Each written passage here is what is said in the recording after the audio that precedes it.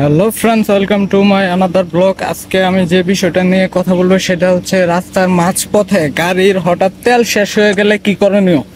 যে রাস্তা দিয়ে চলতেছি, হঠাৎ করে বাইকের তেল শেষ হয়ে গেছে, এখন কিভাবে সামনে যাব। ঠিক আছে, এখন তো ধাক্কায় নিতে হবে, ধাক্কানো ছাড়া অন্য কোনো উপায় তো গাড়িটাকে নিয়ে যেতে হবে। তার জন্য একটা উপায় আমি আপনাদেরকে সকলের মাঝে শেয়ার করতে চাই, সেটা হচ্ছে আপনাদের বাইকের যদি কখনো তেল শেষ হয়ে থাকে রাস্তার মাঝখানে, তাহলে 1 থেকে 1.5 কিলোমিটার আপনারা অনায়াসে যেতে পারবেন অন্তত তেলের জন্য।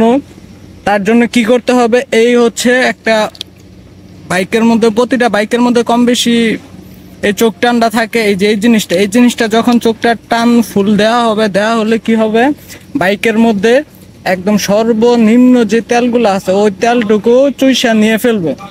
ব্যতীত পিক আপটা দিতে হবে না। এই চোখটা যখন টান দেওয়া হবে, টান দেওয়ানোর পরে আর পিক আপ দিতে হবে না, এটা অটোমেটিকলি ভাবে পিক আপ নিয়ে ফেলবে, যার ফলে কোনো সমস্যা হবে না। মোটামুটি 1 থেকে 1.5 কিলোমিটার রাস্তা পাড়ি দেওয়া যাবে, যাতে করে অন্তত বাইকের তেল যাতে ভরা যায় এরকম একটা পজিশনে যাওয়া যাবে আর কি।